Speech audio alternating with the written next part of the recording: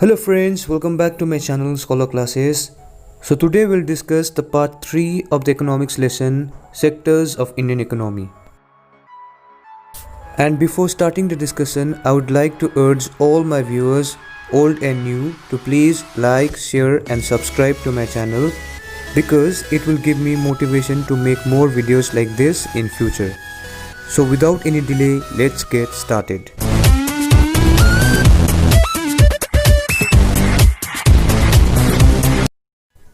तो आज का पहला सब टॉपिक है हिस्टोरिकल चेंजेस इन सेक्टर्स। अगर आप किसी भी डेवलप कंट्री का हिस्ट्री पढ़ेंगे तो आपको ये देखने को मिलेगा कि वो कंट्री में भी कभी प्राइमरी सेक्टर्स बाकी सेक्टर्स से बहुत इम्पोर्टेंट हुआ करता था, और जैसे जैसे फार्मिंग का मेथड चेंज होते गया एग्रीकल्चर सेक्टर डेवलप होना स्टार्ट हो गया। पहले से भी ज़्यादा फसल होने लगे और बिजनेस भी इंक्रीज होना स्टार्ट हो गया और प्राइमरी सेक्टर में ज़्यादा लोग एंगेज होने लगे। और जैसा समय बीतता गया नए नए मशीन्स और फैक्ट्रीज भी इंट्रोड्यूस हुआ जिससे मैन्युफैक्चरिंग में और आसानी हो गया। अब फैक्ट्रीज और इंडस्ट्रीज एक्सपांड हुआ और जो लोग पहले फार्मिंग करते थे वो भी अब फैक्ट्रीज में काम करना स्टार्ट कर दिए। धीरे धीरे सेकेंडरी सेक्टर प्रोडक्शन और एम्प्लॉयमेंट के मामले में बहुत इम्पोर्टेंट होने लगा। टाइम के साथ साथ एक सेक्टर दूसरे सेक्टर से इम्पोर्टेंट होने लगा और लास्ट 100 इयर्स में सेकेंडरी सेक्टर का इम्पोर्टेंस घटते ही चला गया क्योंकि डेवलप कंट्रीज़ में थर्ड सेक्टर यानी टर्सरी सेक्टर सबसे इम्पोर्टेंट हो गया। अभी आप देखोगे तो टोटल प्रोडक्शन के मामले में टर्सरी सेक्टर सबसे इम्पोर्टेंट है। तो डेवलप कंट्रीज़ में आपको ये पैटर्न देखने को मिलेगा।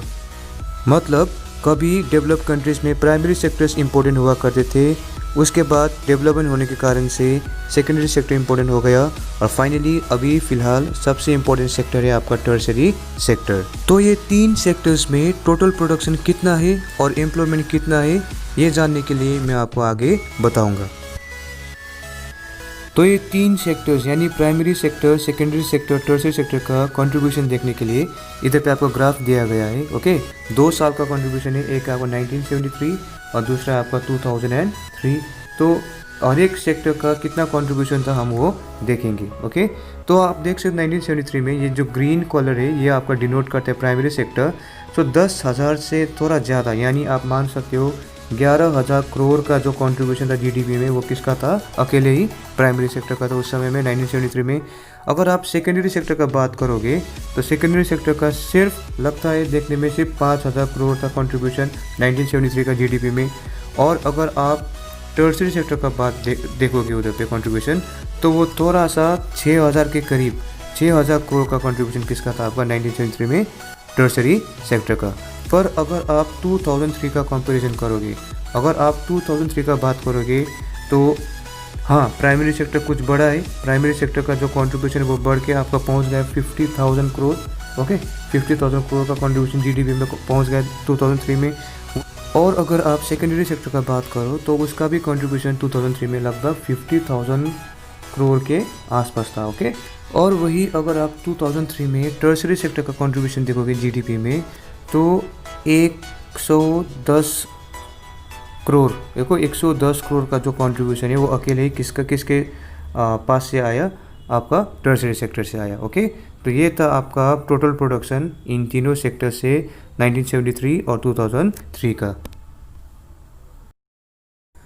तो स्टूडेंट्स 1973 से लेकर 2003 का जो समय था यानी 30 इयर्स के बीच में टर्सरी सेक्टर में बहुत राइज देखने को मिला।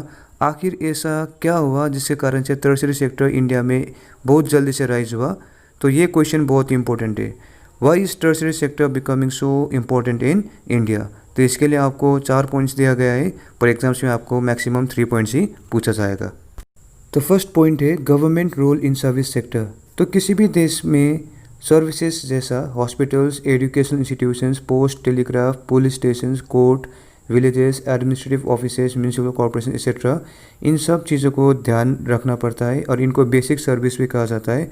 और डेवलपिंग कंट्री के लिए गवर्नमेंट का सबसे बड़ा रोल होता है इन सर्विसेज को आगे बढ़ाना। ओके, इन सर्विसेज को जनता तक पहुंचाने का सबसे बड़ा रिस्पॉन्सिबिलिटी किसका होता है? गवर्नमेंट का। तो इन सब बेसिक सर्विसेज को गवर्नमेंट को ध्यान देना पड़ता है। तो सेकेंड पॉइंट है growth in primary and secondary sectors. So agriculture और इंडस्ट्री में जितना ग्रोथ होता है उनको बाकी सर्विसेज का ज़रूरत होता है, जैसे ट्रांसपोर्ट, व्यापार, स्टोरेज और भी अन्य चीज़ें। तो प्राइमरी और सेकेंडरी सेक्टर्स में ज़्यादा डेवलपमेंट होने के कारण से ऑब्वियसली उनको सर्विसेज का भी ज़रूरत होता है। Third point is rise in income levels.